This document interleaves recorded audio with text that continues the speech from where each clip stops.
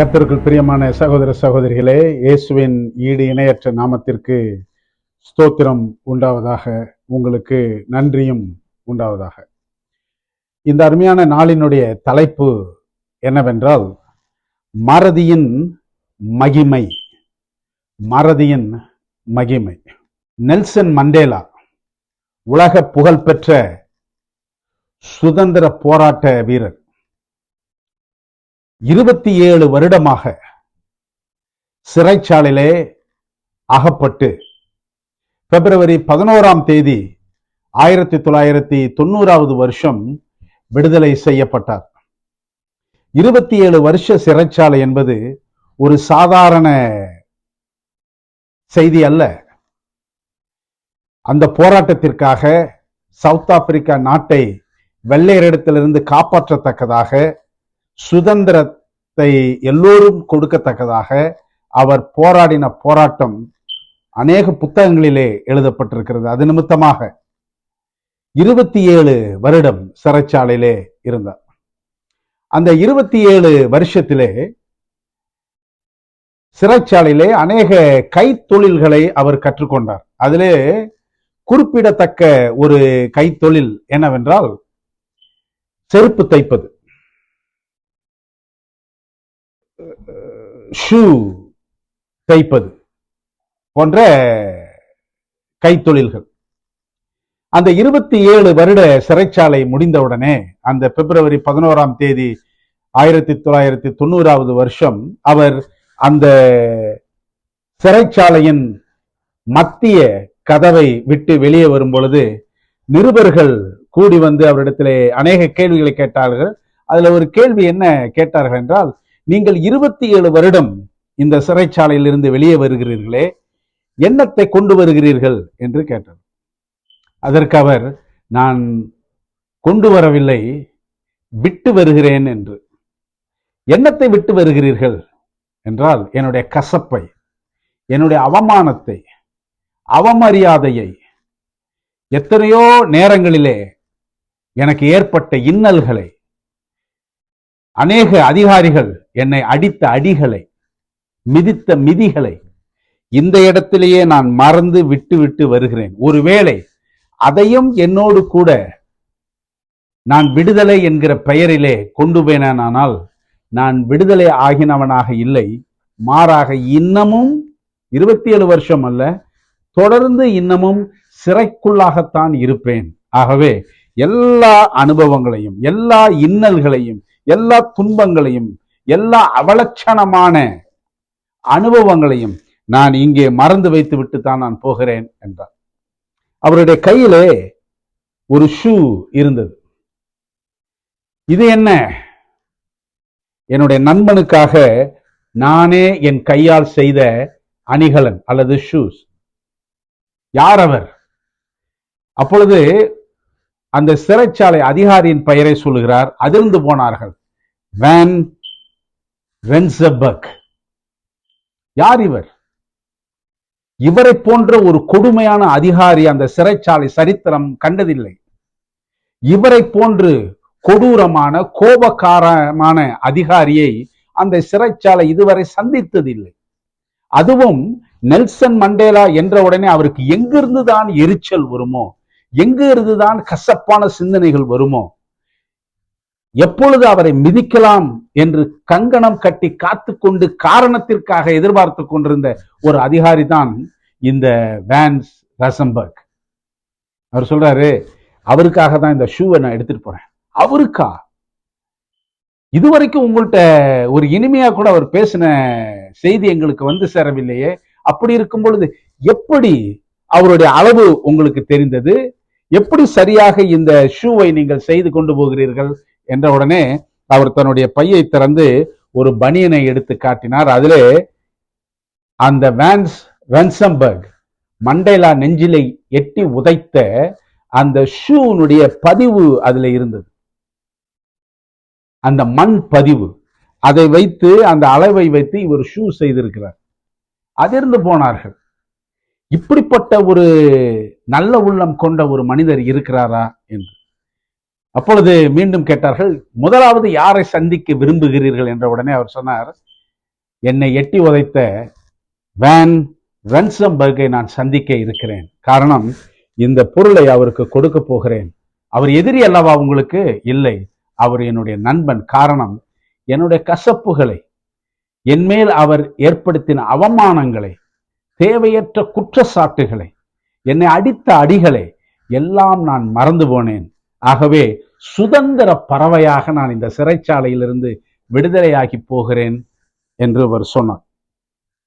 எனக்கு பிரியமானவர்களே, ஞாபக சக்தி ஒரு முக்கியமான ஒரு வரம். ஒரு மனிதனுக்கு அதிக ஞாபக சக்தி இருக்கிறது என்றால் அவன் ஒரு புகழ்பெற்ற மனிதனாக நிச்சயமாக இருக்க வேண்டும். படிப்பிலே, பலவிதமான புள்ளி விவரங்களிலே, அநேகருடைய பெயரை தெரிந்து கொள்கிற காரியத்திலே, அல்லது கம்ப்யூட்டர் அல்லது போன், இது போன்ற எல்லா நுட்பங்களை தெரிந்து வைத்திருக்கிற அந்த ஞாபக சக்தி ஒரு மனிதனுக்கு மிக மிக முக்கியமானது. ஆனால் வாழ்க்கையை பொறுத்தவரையிலே கசப்பான, அவமானமான, அவலட்சணமான, கண்ணீர் வரக்கூடிய, ஒதுக்கப்பட்ட நிலை, மிதிக்கப்பட்ட நிலை, மறக்கப்பட்ட நிலை, இப்படிப்பட்ட சூழ்நிலையில் ஒருவனுக்கு மறதிதான் அவனுடைய வாழ்க்கையில் இனிமை சேர்க்கும். மறதிதான் அவனை முன்னேற்ற பாதையிலே கொண்டு போகும். மறதிதான் அவனுடைய வாழ்க்கையில் மிகவும் ஒரு மூலக்கூறு. மறதி ஒரு மனிதனுக்கு பலவீனம் அல்ல, மாறாக அது ஆண்டவர் அவனுக்கு தருகிற ஆசீர்வாதம், ஆண்டவர் அவனுக்கு தரக்கூடிய வரம். ஏனென்றால் எல்லா கசப்புகளையும், எல்லா அவமானங்களையும், எல்லா கண்ணீர் கதைகளையும் ஒரு மனிதன் உள்ளத்தில் வைத்து வைத்திருப்பானால் எத்தனை இரவுகள் வந்தாலும் அவனுக்கு தூக்கம் வராது. எவ்வளவு இனிமையான படுக்கை, அருமையான மெத்தை அவனுக்கு இருந்தாலும் சமாதானம் இருக்காது, நிம்மதி இருக்காது. எவ்வளவுதான் ருசியான பதார்த்தங்கள் அவனுடைய மேஜையிலே பரிமாறப்பட்டாலும் அவனுக்கு பசி இருக்காது. காரணம், அவன் உள்ளமெல்லாம், எண்ணமெல்லாம் அவனுடைய வாழ்க்கையில் கடந்த கால கசப்புகள் தான் இருக்கும். ஆகவே ஞாபக சக்தி ஒரு மனிதனுக்கு மகிமையை கொண்டு வருகிறது. இன்றைக்கு ஒரு உதாரணமாக யோசேப்பின் கதையை குறித்து நாம் தியானிக்க இருக்கிறோம். உதாரணமாக ஆரம்ப வசனமாக ஒரு 2 வசனங்களை நான் வாசிக்க விரும்புகிறேன். ஆதியாகமம் 41வது அதிகாரம் 51வது வசனம். தனக்கு பிறந்த முதல் பாலகனை தூக்கி எடுத்து அவனுக்கு பெயர் வைக்கிறார். என்ன பெயர் வைக்கிறார்? என்ன அர்த்தத்தோடு பெயர் வைக்கிறார்? ஏனென்றால் முதல் புத்திரன், சேஷ்ட புத்திரன் என்று சொல்வார்கள், மூத்த மகன். அவனுக்கு பெயர் வைக்கும் பொழுது அவனுடைய சரித்திரம் நிலைக்க வேண்டும், அவன் ஆசீர்வாதமாக இருக்க வேண்டும் என்று சொல்லி எல்லா பெற்றோர்களும் ஆசைப்படுவார்கள். யோசேப்பும் அதனுடைய வழியிலே இவனுக்கு அருமையான பெயர் வைக்க வேண்டும் என்று அவன் எண்ணின பொழுது ஆண்டவர் அவனுடைய வாழ்க்கையில் செய்த அற்புதமான ஒரு காரியம் அவனுக்கு நினைவுக்கு வந்தது. அதைத்தான் அங்கே 51வது வசனத்தில் எழுதுகிறார். யோசேப்பு, என் வருத்தம் யாவையும், என் தகப்பனுடைய குடும்பம் அனைத்தையும் நான் மறக்கும்படி தேவன் பண்ணினார். எனக்கு நடந்த அவமானங்கள், என்னை குழியில் போட்ட கதை, தேவையற்ற குற்றச்சாட்டுகளை என் மேல் வைத்த கதை, என்னை மறந்து போன, என்னை ஒதுக்கின, நான் கண்ணீர் விட்டு கதறி அழும்பொழுது ஏன் அழுகிறாது என்று ஒரு நாதி கூட இல்லாத ஒரு சூழ்நிலையில், பட்டினி பசியோடு நான் இருக்கும் பொழுது, வீட்டிலே தனிமையான வாழ்க்கையை நான் வாழ்ந்து கொண்டிருக்கும் பொழுது, எனக்காக பரிதபிக்கக்கூடிய, மனதுருகிற ஒருத்தர் இல்லை என்ற ஒரு சூழ்நிலையிலே நான் வாழ்ந்து வந்த சூழ்நிலை, எல்லாவற்றையும் ஆண்டவர் என்னை மறக்க பண்ணினார் என்று அவனுக்கு மனாசே என்று பெயரிட்டார். எனக்கு பிரியமானவர்களே, யோசேப்பை குறித்து மிகவும் பெருமையாக பேசிக் கொள்கிறோம். சிறையிலிருந்து சிங்காசனம் வரை என்ற புத்தகத்தை கூட நான் ஒரு முறை பார்த்திருக்கிறேன். குழியில் போட்டார்கள், அவ்வளவுதான் என்றார்கள். ஆனால் சிங்காசனம் வரைக்கும் அவனுடைய புகழ், அவனுடைய அதிகாரம், அவனுடைய ஆட்சி மாறினது. காரணம் ஒரே ஒரு வார்த்தை, என்னவென்றால் ஆண்டவர் அவனுக்கு தந்த மறதி. அதுதான் இன்னைக்கு தலைப்பு, மறதியின் மகிமை. எனக்கு பிரியமானவர்களே, உங்களுடைய வாழ்க்கையில் மறக்க முடியாத ஏதாவது கசப்பான, பழிவாங்கக்கூடிய ஒரு உணர்வு, அவமானப்பட்ட ஒரு கதை எப்பொழுதும் உங்களுக்கு ஞாபகத்தில் வந்து கொண்டிருக்கிறதா? மறதிக்காக ஜெபியுங்கள். ஆண்டவர் நிச்சயமாக அதை மறப்பதற்கு உதவி செய்வார். உதாரணமாக ஏசாயா 43வது அதிகாரம் 18வது வசனம் சொல்லுகிறது, முந்தினவைகளை நினைக்க வேண்டாம், பூர்வமானவைகளை சிந்திக்க வேண்டாம். ஆண்டவர் தருகிற அற்புதமான காரியம் விடுப்பா. ஞாபக சக்தி தேவைதான். ஆனால் உன் வாழ்க்கை மலர வேண்டுமானால், உன் முகத்தில் சிரிப்பு இருக்க வேண்டுமென்றால், உன் படுக்கையில் நல்ல தூக்கம் இருக்க வேண்டுமானால், உன்னுடைய மேஜையில் நல்ல ஆகாரம் சாப்பிடுவதற்கு பசி வர வேண்டுமானால், 4 பேரிடத்திலே பேசும் பொழுது நகைச்சுவையாக உன் மனம் பேச வேண்டுமானால், மறதி உனக்கு மகிமையை தரும். மறதி உன் வாழ்க்கையில் வேண்டும். எனக்கு பிரியமானவர்களுடைய உங்களுடைய வாழ்க்கை, உங்களுடைய உறவுகள், உங்களுடைய குடும்ப வாழ்க்கை கசந்து போகிறதா? உங்களுடைய உள்ளம் மன அழுத்தம் மாறி மாறி வந்து கொண்டிருக்கிறதா? எத்தனையோ முறை அழுது கண்களை துடைத்தாலும் கண்ணீர் தடைகளின்றி வந்து கொண்டிருக்கிறதா? யோசேப்பினுடைய வாழ்க்கை எப்படி மாறினது? மறதி எப்படி யோசேப்பின் வாழ்க்கையிலே அழகை தந்தது? மறதி எப்படி யோசேப்பின் வாழ்க்கையை இனிமையாக்கியது? மறதி எப்படி யோசேப்பின் வாழ்க்கையை முன்னேற செய்தது? இன்று உங்களுக்கும் எனக்கும் அந்த யோசேப்பு தருகிற 3 பாடம். எப்படி மறக்க முடியும்? மரணமே வந்தாலும் அவர் செஞ்சதை மறக்க முடியாது. நான் குழியில இறங்கினாலும் அது ஞாபகத்துல தான் இருக்கும் அப்படின்னு எத்தனையோ பேர் சொல்றாங்க. நான் செத்தா கூட வந்துடாத அப்படின்னு சொல்லிட்டு அந்த நினைப்பு எப்பொழுதும் வந்து கொண்டே இருக்கிறது. ஆனால் அதை மறந்து விட்டு முன்னேறி செல்வதற்கு ஆண்டவர் நமக்கு தருகிற அற்புதமான மறதியின் மகிமை என்ன? எப்படி மறந்து நாம் முன்னேறி செல்வது? 3 கருத்துக்களை நான் சுருக்கமாக உங்களோடு பகிர்ந்து கொள்ள விரும்புகிறேன். முதலாவது, மற்றவர்களின் கருத்து என்னை பாதிக்க முடியாது. அது ஆங்கிலத்தில் நான் என்ன எழுதி வச்சிருக்கிறேன் அப்படின்னு சொன்னா, others opinion cannot define me. அடுத்தவர்கள் என்னை குறித்து என்ன பேசுகிறார்கள், அடுத்தவர்கள் என்னை குறித்து என்ன நினைக்கிறார்கள், என்ன கெட்டவன்னு நினைக்கலாம், இவெல்லாம் எதுக்கு இருந்து அப்படின்னு நினைக்கலாம், இவெல்லாம் ஒரு மனுஷனான்னு நினைக்கலாம், இவன் செஞ்சதுக்கு இப்படி படணும் அப்படின்னு நினைக்கலாம், இல்லை எனக்கு வந்த நோய் சாபத்தினால அப்படின்ட்டு நினைக்கலாம். மற்றவர்களின் கருத்து என்னை பாதிக்க முடியாது என்று நாம் உள்ளத்தில் வைத்து வைத்தால் எளிதாக மறந்து நாம் போகலாம். எனக்கு பிரியமானவர்களே, நான் எப்படிப்பட்டவன், என்னுடைய வாழ்க்கையில நடக்கக்கூடிய நிலைமை என்ன, என் குடும்பத்தில் நடக்கக்கூடிய கஷ்டம் என்ன, என்னுடைய வேலை விஷயத்தில் நடக்கிற வேதனை என்ன, என்னுடைய திருமண வாழ்க்கையில், என்னுடைய திருமண உறவில் நடக்கிற பதபதைப்பு என்ன என்பது மற்றவர்களுக்கு தெரியாது.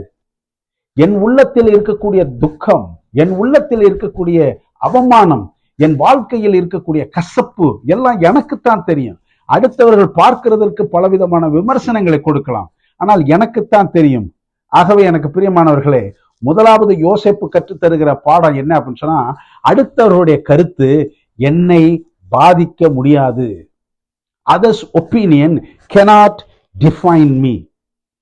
ஆதியாகமம் 50வது அதிகாரத்திலே 20வது வசனத்திலே யோசேப்பு பேசுகிறதை கேளுங்கள். நீங்கள் எனக்கு தீமை செய்ய நினைத்தீர்கள், தேவனோ இப்பொழுது நடந்து வருகிறபடியே வெகு ஜனங்களை உயிரோடு காக்கும்படி அதை நன்மையாக முடிய பண்ணினார். காரணம் என்ன அப்படின்னு சொன்னா, என் சகோதரர்கள், என்னை பெத்தவங்க, என்னை சுத்தி இருக்கிறவங்க, இவங்கெல்லாம் என்னென்னமா நினைச்சாங்க. தோ சொப்பனக்காரன் வந்துட்டான், இவனா, நாங்கெல்லாம் உன் காலில் வந்து உழுவம்ட்டு நீ நினைச்சுக்கிட்டு இருக்கிறியா, உன் சொப்பனம் வெறும் வெத்து வெட்டு எல்லாம் சொன்னாங்க.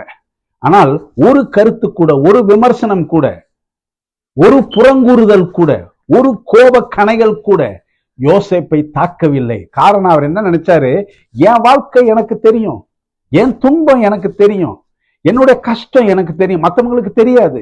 நான் படுகிற வேதனை, நான் விடுகிற கண்ணீர், என்னுடைய வாழ்க்கையில் நடக்கக்கூடிய காரியங்கள், என்னுடைய பண கஷ்டம், என்னுடைய பிள்ளைகளுடைய நிலைமை எல்லாம் மற்றவங்களுக்கு தெரியாது, எனக்குத்தான் தெரியும். அதனால அடுத்தவங்க என்ன பேசுறாங்க, அடுத்தவங்க என்ன நினைக்கிறதெல்லாம் என்னை பாதிக்காது. யோசேப்பு நினைச்சார். பலருக்கு தெரிந்த ஒரு உதாரணம் நான் உங்களுக்கு ஞாபகப்படுத்த விரும்புகிறேன். Abraham Lincoln. 16வது அமெரிக்க ஜனாதிபதி. 1861 வருஷம் 16வது ஜனாதிபதியாக பதவியேற்று முதலாவது பாராளுமன்ற பேச்சு மிகவும் புகழ் வாய்ந்தது. அவர் பேசி முடித்தவுடனே எல்லாரும் அங்க இருக்கிறவர்களில் கரங்களை தட்டினார். அப்பொழுது எதிர்க்கட்சி தலைவர் ஸ்டீஃபன் ஏ டக்ளஸ் அப்படின்றவரு எந்திரிச்சு சொல்றாரு, இப்ப உங்க அப்பா இருக்காருல்ல, உங்க அப்பா தாமஸ் லிங்கன், அவர் எனக்கு செருப்பு தைச்சு கொடுத்தாருப்பா. அவர் போட்டிருக்கிற, அவருக்கு செஞ்சு கொடுத்த ஷூவை நான் போட்டிருக்கிறேன். இந்த வார்த்தை அமெரிக்கால பாராளுமன்றத்துல அவமானப்படுத்துகிற வார்த்தை. ஷூ தைக்கிறவன், நீ என்ன ஜனாதிபதியா பெரிய இதா பேசுற அப்படின்ற மாதிரி ஒரு பழிச்சொல். எல்லாருடைய முகமும் சுருங்கி போனது. என்ன ஸ்டீஃபன் இப்படி பேசிட்டாரு, ஐயோ ஜனாதிபதி இனிமேல் ஜனாதிபதியா இருப்பாரா, ஒருவேளை கோபம் அடைஞ்சு வெளியே ஏறிடுவாரு, இல்ல இவனை ஏதாவது ஒரு வகையில தண்டிச்சிருவாரு அப்படின்ட்டு எல்லாருடைய கண்களும் ஆபிரகாம் லிங்கனை நோக்கி இருந்தது. அப்பொழுது ஆபிரகாம் லிங்கன் சிரித்தபடி கூறினார், எங்க அப்பா தாமஸ் லிங்கன் அருமையான செருப்பு தைக்கிற தொழிலாளி. அவர் எப்பயோ இறந்து போயிட்டார். அவர் எப்போ ஷூ தைச்சாருன்னு எனக்கு தெரியாது. ஆனா பாருங்க, இன்னமும் உங்க காலில் அது ரொம்ப பளிச்சுன்னு இருக்குது பாருங்க. அப்போ எவ்வளவு அழகா எங்க அப்பா தைச்சிருக்கிறாரு. அந்த ஷூக்கு ஏதாவது பழுதடைந்து வந்துச்சுன்னா தயவுசெய்து என்கிட்ட கொண்டு வாங்க, நான் உங்களுக்கு தைச்சு தரேன். காரணம், எனக்கு செருப்பு தைக்கவும் தெரியும், இந்த அமெரிக்க நாட்டை ஆளவும் தெரியும் என்றார். இந்த பேச்சு அமெரிக்காவிலே காட்டு தீ போல பரவினது. காரணம் என்ன அப்படின்னு சொன்னா, நீ என்ன நினைக்கிற ஸ்டீஃபன் டக்ளஸ், நீ என்ன நினைக்கிறன்றது என்னை பாதிக்காது, என்னை பாதிக்க முடியாது. ஏன்னா நான் யார், என்னுடைய கஷ்டம் என்ன, என்னுடைய பின்னணி என்ன, எங்க அம்மா அப்பா என்னை எவ்வளவு கஷ்டப்பட்டு வளர்த்தினார்கள் என்பது எனக்குத்தான் தெரியும், உனக்கு தெரியாது. எனக்கு பிரியமானவர்களே, உங்களுடைய வாழ்க்கை எதை நோக்கி போய்கொண்டிருக்கிறது? கசப்பிலே வாழ்ந்து வருகிறீர்களா? அவமானத்திலே வாழ்ந்து வருகிறீர்களா? மறக்க முடியாம, மன்னிக்க முடியாத சூழ்நிலையில் நீங்கள் போய்கொண்டிருக்கிறீர்களா? ஆண்டவர் சொல்றாரு, யோசேப்பிட்ட, உன்னை நான் மறக்க செய்தேனப்பா, உன்னுடைய கடந்த கால வாழ்க்கையெல்லாம் நான் மறக்க செய்தேன், அதனால மனாசே அப்படின்னு பேர் வையும். இதே இது இயேசு கிறிஸ்து புதிய பாட்டுல மத்தேயு 5வது அதிகாரத்துல சொல்றாரு பாருங்க, 11-12 வசனத்துல, என் நிமித்தம் உங்களை துன்பப்படுத்தி பலவித தீமையான மொழிகளை உங்கள் பேரில் பொய்யாய் சொல்வார்களானால் பாக்கியவான்களாய் இருப்பீர்கள். சந்தோஷப்பட்டு களி கூறுங்கள். எப்படி சந்தோஷமா இருக்க முடியும்? எப்படி களி கூற முடியும்?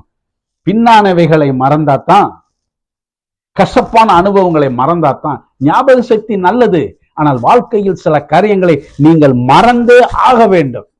காரணம், மறதி என்பது ஒரு மகிமை, மறதி என்பது தேவனுடைய ஆசீர்வாதம், மறதி என்பது ஆண்டவர் தரக்கூடிய வரம். அந்த காரியங்களை, அந்த கசப்புகளை, அந்த துன்பங்களை, அந்த அவமானங்களை மறந்தால்தான் உங்களுடைய வாழ்க்கையில் முன்னேற்றம், உங்களுடைய வாழ்க்கையின் இனிமை, உங்களுடைய வாழ்க்கையின் அழகு அந்த மறதியில் தான் இருக்கிறது. இரண்டாவதாக, எப்படி நான் மறக்கிறது? முதலாவது என்ன யோசேப்பு சொல்லி தராருன்னா, எப்பா அடுத்தவங்க என்ன பேசினாலும் அது உன்னை பாதிக்காது, ஏன்னா உன் வாழ்க்கையை பத்தி உனக்குத்தான் தெரியும். ஆகவே மற்றவர்களின் கருத்து என்னை பாதிக்க முடியாது. Others opinion cannot define me, என்னை வகையறுக்காது. இரண்டாவது என்ன யோசேப்பு சொல்லி தராருன்னா, உன்னை மறந்தவர்களை நீ மறந்துவிடு, தேவன் உன்னை உயர்த்துவார். உன்னை மறந்தவர்களை நீ மறந்து விடு. ஐயோ என்னை மறந்துட்டாங்க, கோவப்படாதீங்க. ஐயோ நான் எவ்வளவோ உதவி செஞ்சனே, இவங்களுக்கு எவ்வளவோ பக்கத்துணையா இருந்தனே, எவ்வளவோ பாதுகாப்பா இருந்தனே, இவங்க சிரிக்கிறதே, இவங்க நல்லா இருக்கிறதே, இவங்களுக்கு வேலை கிடைச்சதே நான் சிபாரிசு செஞ்சதுனால தானே, இப்போ போய் என்னை மறந்துட்டாங்களே அப்படின்ட்டு வாழ்க்கையில நிறைய காரியங்கள் நடக்கும். பரவாயில்ல, அவங்கள நீங்க மறந்துடுங்க, கோவப்படாதீங்க, தேவன் உங்களை உயர்த்துவார். இன்னைக்கு யோசேப்பு சிங்காசனம் வரைக்கும் போனதுக்கான காரணம் என்ன? அவர் அநேகருக்கு உதவி செஞ்சார், அநேகருக்கு ஆறுதலா இருந்தார். இருப்பினும் அவனை மறந்து போனாங்க. ஆனா அதுக்காக அவர் கோபப்படல, அதுக்காக அவர் எரிச்சல் அடையல. அதுக்காக 4 பேர்கிட்ட சொல்லி அழுகல. அதற்காக தான் அவரு அவமானமா அவர் எண்ணல, அவலட்சணமா எண்ணல. இப்படி என்னை கைவிட்டுட்டாங்கன்ட்டு அவரு கண்ணீர் விட்டு தூங்காம இல்லை. அவர் எப்போதும் போல எல்லாத்தையும் மறந்துட்டு முன்னோக்கி சென்றாரு. காரணம் என்னன்னா, என்னை மறந்தவர்களை நான் ஏன் நினைச்சுக்கிட்டு இருக்கணும்? ஆண்டவர் என்னை உயர்த்துவார்னு சொல்லிட்டு. வாசிப்போமா? ஆதியாகமம் 40வது அதிகாரம் 23வது வசனம் சொல்லுங்களேன். ஆனாலும் பானபாத்திரக்காரரின் தலைவன் யோசேப்பை நினையாமல் அவனை மறந்து விட்டான். கதி கலங்கி எந்திரிக்கிறாங்க காலையில. ஐயோ, நான் ஒரு சொப்பனம் கண்டேன், என்னன்னே தெரியலையே, பயங்கரமா இருக்குதுன்ட்டு ஒருத்தன். ஐயோ, இது என்ன நடக்க போகுதுன்னு தெரியல, பார்வன் என்னை கூப்பிட்டு என்ன செய்ய போறாருன்னு தெரியலன்னு இன்னொருத்தன். இவங்க 2 பேரையும் கூப்பிட்டு உட்கார வச்சு யோசேப்பு ஆண்டவருடைய கிருபையினால சொன்னார், எப்பா உன்னுடைய சொப்பனத்தினுடைய அர்த்தம் இப்படி.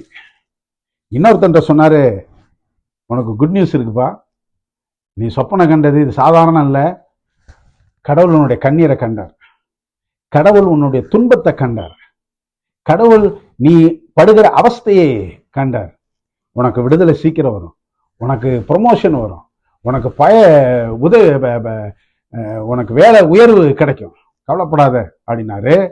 அவனுக்கு கிடைச்சது. எல்லாம் கிடைச்ச பிறகு யோசேப்பை மறந்து போனான். அதனால யோசேப்பு இங்கு நடந்துகிட்டு கோவப்பட்டு எல்லாத்தையும் எரிஞ்சுக்கிட்டு அழுதுகிட்டு 4 பேர்த்த சொல்லி, பாருங்க இதெல்லாம் செஞ்சான், மறந்துட்டான் பாருங்க, இதெல்லாம் செஞ்சுட்டான் பாருங்க, அவன் மாத்திரம் மேல போயிட்டான், என்னை தள்ளி விட்டானே அப்படின்ட்டு எரிச்சல் அடையல, கோபப்படல, 4 பேர்த்திட்ட போய் சொல்லல. அதை அப்படியே நிறுத்தி வச்சுட்டு அதுக்கு ஒரு முற்றுப்புள்ளி வச்சுட்டு அவர் அடுத்த வேலைகளிலே இறங்கினார். அதுதான் யோசேப்பினுடைய உயர்வுக்கு காரணம். உங்களை மறந்தவர்களை நீங்க நினைச்சிட்டு கோவப்பட்டு இருக்கிறதுல பிரயோஜனமே கிடையாது. விடுங்க, அவங்கள தூசியை தட்டி எந்திரிங்க, போங்க. கடவுள் உங்களை உயர்த்துவார். மனிதர்கள் உங்களை உயர்த்தாட்டினாலும் பரவாயில்ல, மனிதர்கள் உங்களை பத்தி 4 பேர்த்திட்ட 4 நல்ல வார்த்தை சொல்லாட்டினாலும் பரவாயில்ல, ஆண்டவர் சொல்லுவார். நமக்காக பிதாவின் வலது பாரிசத்திலிருந்து பரிந்து பேசிக் கொண்டிருக்கக்கூடிய வக்கீலாகிய நம்முடைய இயேசு கிறிஸ்து நமக்காக பேசுவார்.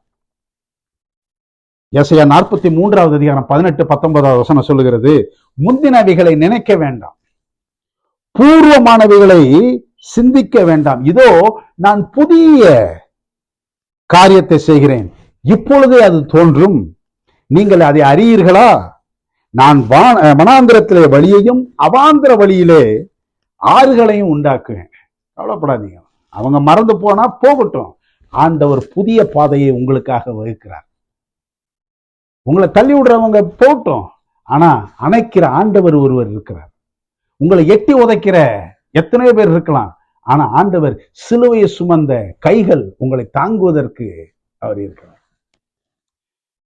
மீண்டும் எல்லாருக்கும் தெரிஞ்ச ஒரு கதை இருக்குது. என்ன அப்படின்னு சொன்னா, கழுதையும் எஜமானன். ஒரு கழுதை அந்த எஜமானனுக்கு அவ்வளோ விசுவாசமா இருந்தான், அவ்வளோ விசுவாசம். எவ்வளவு பாரத்தை தூக்கி வச்சாலும், அது நனைஞ்ச துணியை வச்சாலும் காஞ்ச துணியை வச்சாலும், கட்டடத்தை கட்டுறதுக்கான கல்லுகளை கொண்டு போய் மூட்டையா கட்டி வச்சாலும், மண்ணை கொண்டு வச்சாலும் ஒன்னும் பேசாம அந்த கழுதை வேலை செஞ்சது எஜமானுக்காக. இப்ப கொஞ்சம் வயசாகி போச்சு, இந்த எஜமான் நினைச்சாலும் இருந்து என்ன இனிமேல் பிரயோஜனம், இது ஒரு கழுதை போட்டும் அப்படின்னு சொல்லிட்டு அவ்வளோ உதவி செஞ்சிச்சு. ஒன்னும் பேசல, கீழே உட்காந்துட்டு நான் போக மாட்டேன்னா முரண்டு பிடிக்கல. ஒரு குழியை தோண்டி இந்த கழுதையை தள்ளி விட்டு உயிரோட புதைச்சிடலாம், செத்து போயிட்டோம் அப்படின்னு சொல்லிட்டு அந்த குழிக்குள்ள இந்த கழுதையை தள்ளி விட்டாங்க. கழுதை எஜமானனை பரிதாபமா பார்த்துச்சு, என்னப்பா அப்படின்ட்டு. ஆனா இருந்தது. அப்போ இவன் மண்வெட்டியில மண்ணை எடுத்து போட்டான். இந்த கழுதை என்ன தெரிஞ்சுச்சு, ஒரு உதறி அந்த மண்ணு மேல ஏறி நின்றுச்சு. மண்வெட்டி எடுத்து திருப்பி மண்ணு போட்டான், அது உதறி அது மண்ணு மேல ஏறிச்சு. அவன் மண்ணை போட போட ஒரு உதறி அது மண்ணு மேல ஏறி ஏறி ஏறி ஏறி ஏறி கடைசி மண்ணு அள்ளும் பொழுது இந்த கழுதை அதை குதிச்சு மேலே ஏறி அங்க புல்ல மேய்ஞ்சிக்கிட்டு இருந்துச்சான். அது ஆங்கிலத்துல சொல்லுவாங்க, the donkey shook the dust off அப்படின்னு சொல்லிட்டு அந்த மண்ணை உதறி போட்டுட்டு மேலேறி. எவ்வளவுக்கு அளவு மனிதன் உங்களை மறக்கிறானோ, உங்களை தள்ளுகிறானோ, உங்கள் மேல் பழியாய் சொல்லுகிறானோ, உங்களை அவமானப்படுத்துகிறானோ, எந்த அளவுக்கு நோய்கள், சுகவீனம், வேதனை உங்களை ஆட்டி படைக்கிறதோ உதருங்க. ஆண்டவர் அத்தான் சொல்றாரு ஏசாயாவில், எலும்பு எலும்பு சீயோனே, உன் தூசியை விட்டு எதிர், shake it off and come up, shake it off. உன்னை மறந்தவர்களை நீ மறந்து விடு, தேவன் உன்னை உயர்த்துவார். இதுதான் பவுல் அப்போஸ்தலர் பிலிப்பியர் 3வது அதிகாரம் 13-14 சொல்றாரு, சகோதரரே, அதை பிடித்துக் கொண்டேன் என்று நான் எண்ணுகிறதில்லை, ஒன்று செய்கிறேன். யோசேப்பு செஞ்ச அதே காரியம். யோசேப்புக்கு என்ன ஆண்டவர் மறக்க செஞ்சாராம். பவுலும் அந்த பாடத்தை எடுத்துக்கிட்டார். ஒண்ணு, வாழ்க்கை முன்னேறணும், வாழ்க்கை மீண்டும் மலரணும், முகத்துல சிரிப்பு இருக்கணும், கண்களில் தெளிவு இருக்கணும், வார்த்தைகளிலே ஒரு சக்தி இருக்கணும், நடையிலே ஒரு கம்பீரம் இருக்க வேண்டும், ஒரு தோள்பட்ட நிமிர்ந்து நிக்கணும் அப்படின்னு சொன்னா ஒன்று என்ன, பின்னானவைகளை மறக்க வேண்டும். ஏனென்றால் மறதிதான் ஒரு மனிதனுக்கு மகிமை. அதை யோசேப்பு கண்டுபிடிச்சார், அதை பவுல் கண்டுபிடிச்சார்.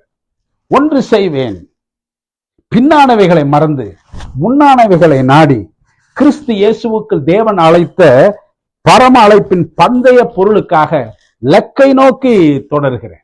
நான் பின்னாடி திரும்பி பார்த்தா கல்லுல இடறித்தான் விழுவேனே ஒழிய, மீண்டும் எனக்கு காயம் ஏற்படுமே ஒழிய, மீண்டும் எனக்கு அவமானமும் அதிர்ச்சியும் அவலட்சணமான சூழ்நிலையும் கசப்பான அனுபவங்களே வருமே ஒழிய முன்னேற்றம் வராது. அதே சமயத்துல பின்னானவைகளை மறந்து முன்னானவைகளை நாடி ஆண்டவர் எனக்காக வைத்திருக்கிற லக்கை நோக்கி தொடரும் பொழுது ஆண்டவர் எல்லாவற்றையும் பார்த்துக் கொள்வார்.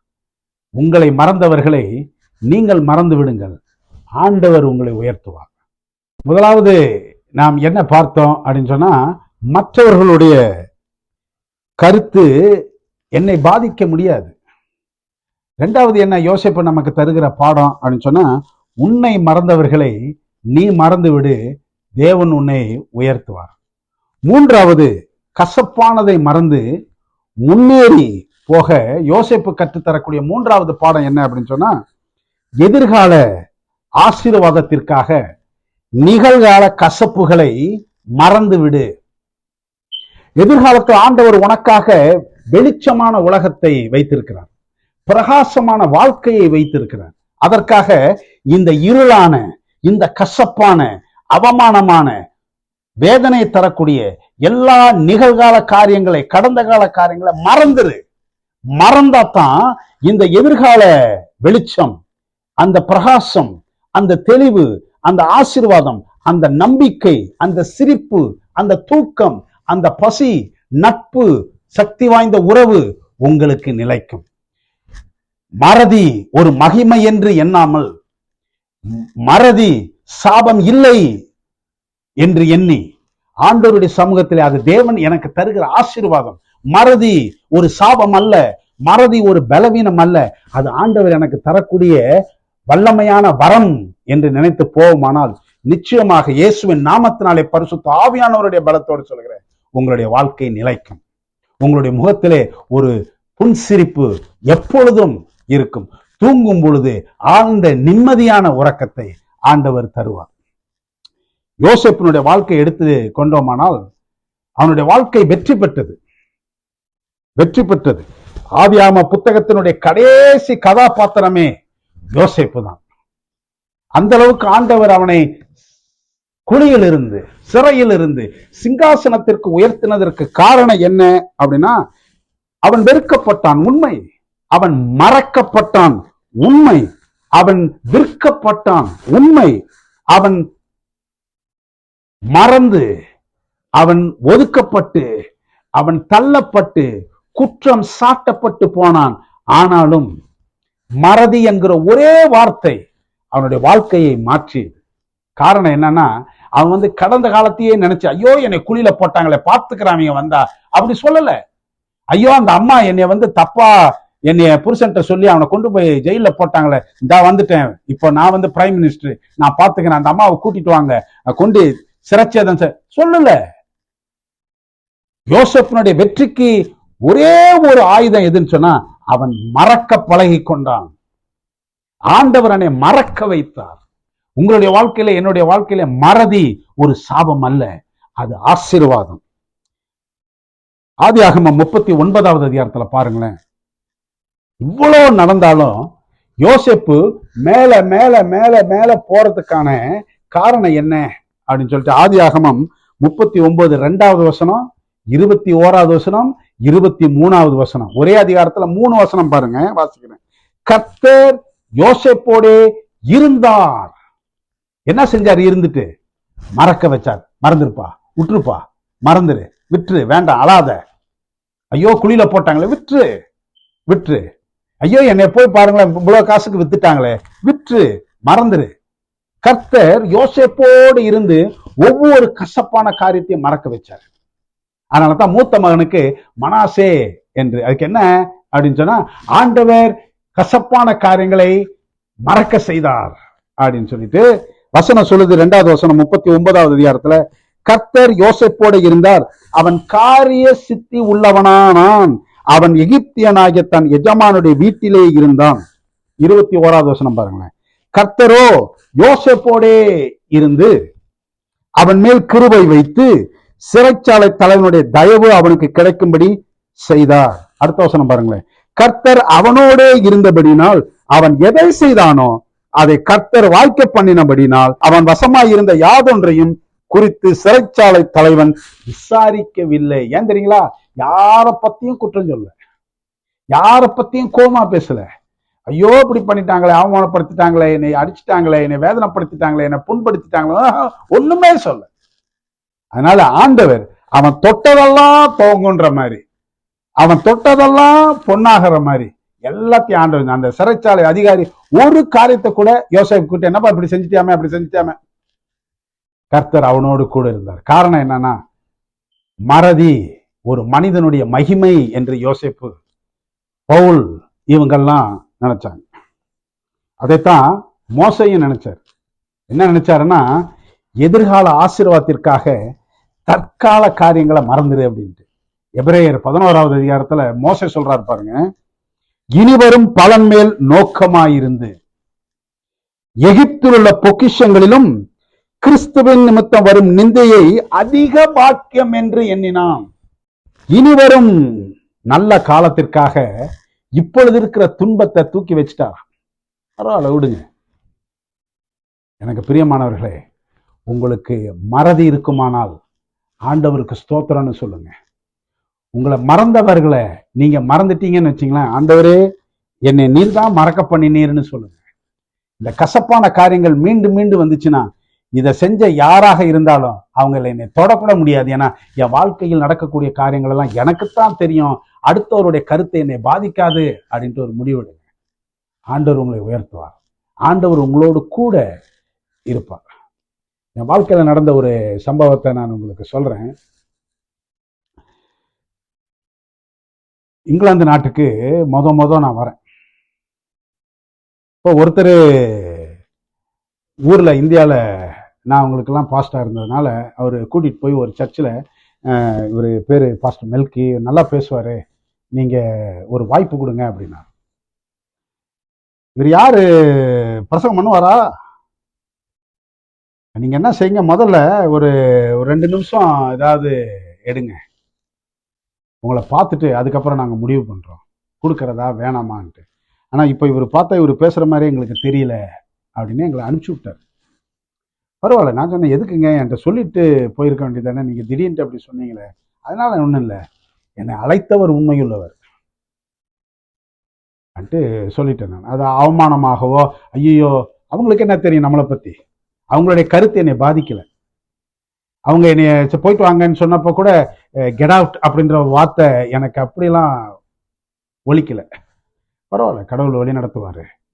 யோசேப்ப எகிப்துல நடத்தினவர், மோசைய பாலைவனத்துல நடத்தினவர், அப்போஸ்தலனாகிய பவுலை சவுலிலிருந்து மாற்றினவர், என்னைக்கும் என்னை மாற்றி தான் ஆண்டவர் வைப்பாரு அப்படின்னு சொல்லிட்டு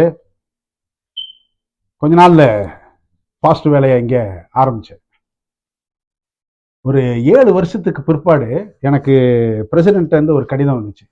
ஒரு 2 பேர் வராங்க, அவங்க உன்னுடைய பகுதியில தான் வேலை செய்ய போறாங்க, அதனால நீ அவங்களுக்கு கொஞ்சம் சில காரியங்களை சொல்லி கொடுத்து அந்த இடத்துல நீ அறிமுகம் செஞ்சு வச்சு அவங்கள பார்த்துக்கோ அப்படின்னு சொல்லிட்டு, யார் இவங்க அப்படின்னு சொல்லிட்டு பேர் வாசித்தா, யார் என்னைய ஒரு 7-8 வருஷத்துக்கு முன்னாடி இவரை பார்த்தா பிரசங்கம் பண்ற மாதிரியே தெரியலையே அப்படின்ட்டு சொன்னாங்களோ, அவங்கள பார்த்துக்கிற மாதிரி, சூப்பர்வைஸ் பண்ற மாதிரி ஒரு சூழ்நிலைய ஆண்டவர் ஏற்படுத்தினார். இது என்னமோ ஒரு பெருமைக்காக சொல்லவில்லை, வாழ்க்கை இப்படியே இருந்து விடாது. அந்த 2 பேரும் எனக்கு வயசுக்கு மூத்தவங்க, அவங்க 2 பேரும் பாஸ்டர், கணவன் மனைவி 2 பேரும்.